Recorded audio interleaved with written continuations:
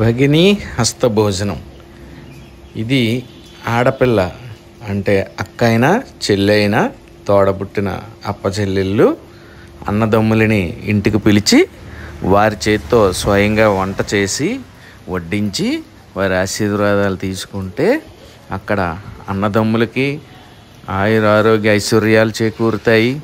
అలాగే ఆడపిల్లకు కూడా సర్వభోగాలు సౌకర్యాలు ఆనందం కలుగుతాయని అమ్మవారి ఆశీర్వాదం ఉంటుందని ఈ భోజనం పెడతారు.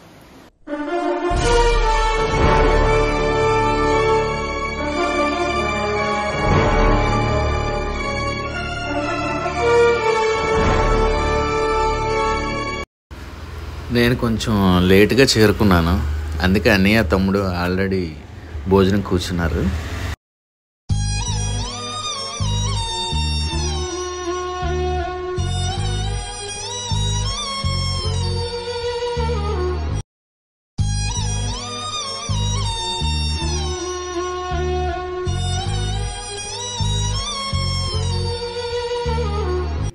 ఈ భగిని హస్త భోజనం అందరు చెల్లెళ్ళు అక్కలు వాళ్ళ సోదరులు తీసుకొచ్చి పెట్టి అందరూ కూడా ఆయురారోగ్య ఐశ్వర్యాలతో ఉండాలని తొలతూగాలని ఆ దేవుణ్ణి ప్రార్థిస్తున్నాను. పిల్ల ఇంటికి పిలిచింది భోజనకి, ఎందుకు పిలిచిందో మాకు తెలియదు. ఆడపిల్ల ఏటమ్మా హిందీలో అయితే బాయ్ దూస్ అంటారు. బాయ్ బాయ్ దూస్ బాయ్ దూస్ అంటే బాయ్లందరికీ దూసి అన్నమాట.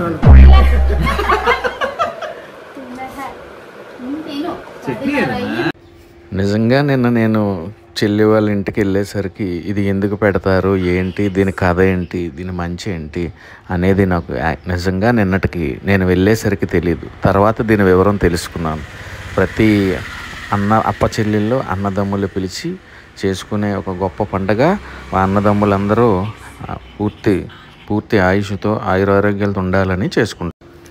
రాఖీ పండుగ ఎలా చేసుకుంటామో ఈ పండుగ కూడా అలాంటి పండుగే. ప్రతి అప్ప చెల్లెళ్ళు అన్నదమ్ములు చేసుకునే పండుగలో ఇది ఒక గొప్ప పండుగని నేను తెలుసుకొని చాలా ఆనందించాను.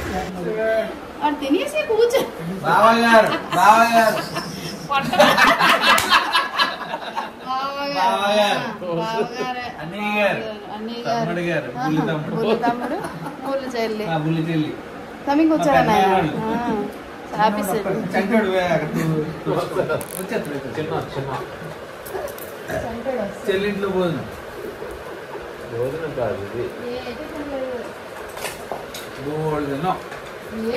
చెన్నై పెట్టింది, దోశ పెట్టింది, వతప్పం పెట్టింది, ఇంకేం పెట్టింది, ఇడ్లీ పెట్టింది, ఆయకూడ పెట్టింది, మూడు పెట్టింది. బాగా ప్రేమతో కొంచెం ఎదురుగా ఉన్నారు, పొంగి వడ్డించారు. అది మీ అదృష్టం. ఈ భగిని హస్త భోజనం పూర్తయిన తర్వాత మా మేనల్లుడితో కొంతసేపు ఆడుకున్నాను. ఇప్పుడు వాడు చిన్నప్పుడు ఆడుకున్నాను, మళ్ళీ ఇప్పుడు ఆడితో ఆడుకున్నాను.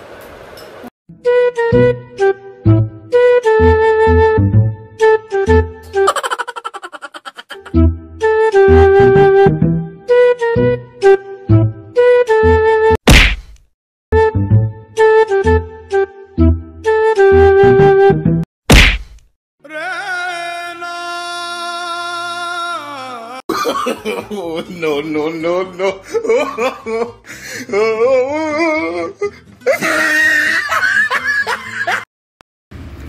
మొత్తానికి ఈ భగిని హస్త భోజనం సంపూర్ణమైంది.